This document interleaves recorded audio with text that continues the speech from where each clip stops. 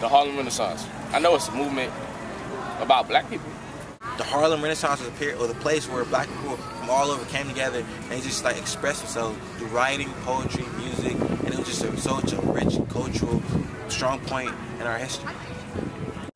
I've come to understand it as an enlightenment period for the black community, to where our creativity flourished, but beyond that, it also got national attention and acknowledgement of what the black community is really capable of.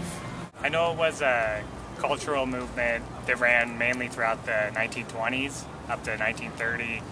It was in New York, especially Harlem, that focused largely on what I know of it, poetry and jazz music is most of what I'm familiar with. Oh, how has it influenced me? You know, I like the music. You feel me? You know, jazz is cool. You feel me? It's always nice to have some black people come up, you know, in anything. So if they came up in jazz, it influenced me a lot because that means I can do whatever I want. I mean, it basically allowed me to understand the creativity of my people, because before I really found out about it, I didn't really know that much about what African Americans have did in the United States and how much they influenced the music of this country.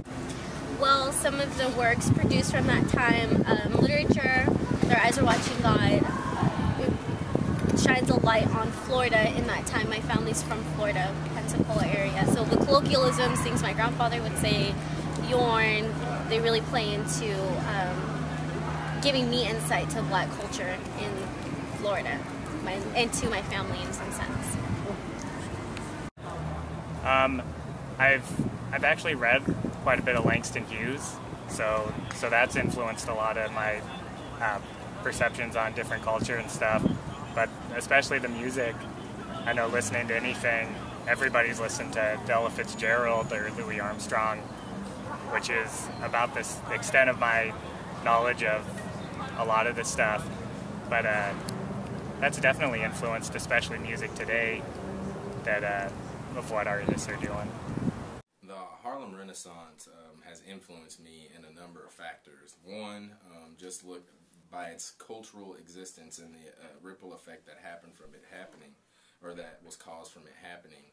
You have movements like the Civil Rights Movement, the Black Movement, and those movements, had they not had happened, there is a very good chance that I would not have been attending Chico State.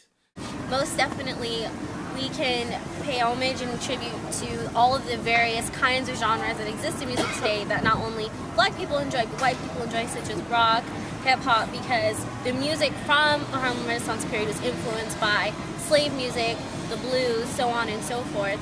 So it's definitely influenced, especially in the origin of the different kinds of music we enjoy.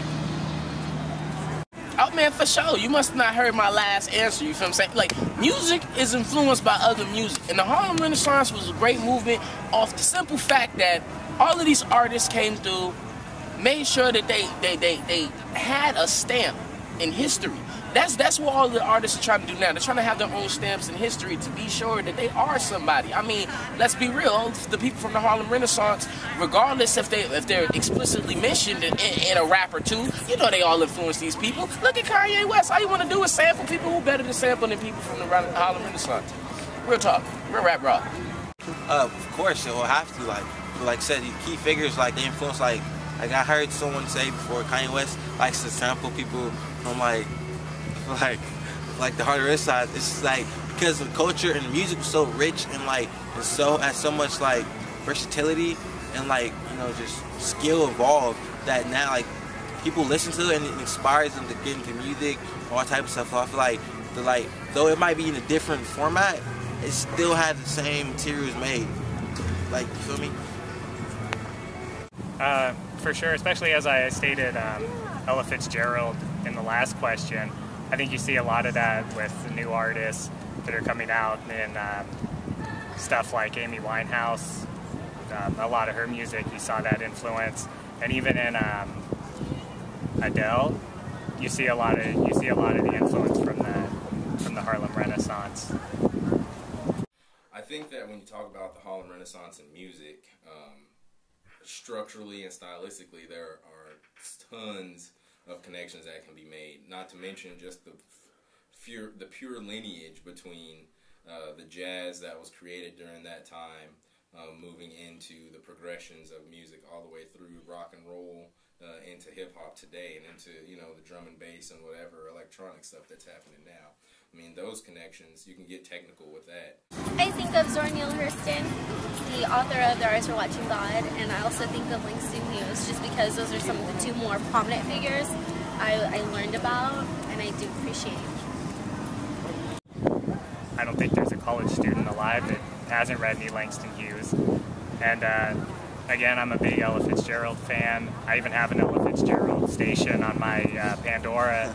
And I know Louis Armstrong, although I don't know a lot of, I couldn't tell you a lot of what he's done. I know that he was there and one of the influential members of the jazz scene. Harlem Renaissance, key figures. Okay, well, of course we got your Langston Hughes, we got your Nella Larsons, who else? Jesse Redmond Fawcett. Yeah, I mean, Langston Hughes, Claude McKay, Zora Neale Hurston, and numerous figures. So many, like, people think of, like, it's so many different people in Harlem Renaissance. You can't just name a few, because, like, it's so many different people who went under the radar, but still has such a big impact in the community, and it's the movement of the Harlem Renaissance. Well, when I think of the Harlem Renaissance, the first person that comes to mind is Langston Hughes. But it's weird because I think of Langston Hughes and I think of his poetry, and then I have this vision of Cab Calloway and his yellow zoot suit. So that's pretty crazy. But I also think of Zora Neale Hurston, William Johnson, who was the artist that I have going up my wall right here. Who else do I think of?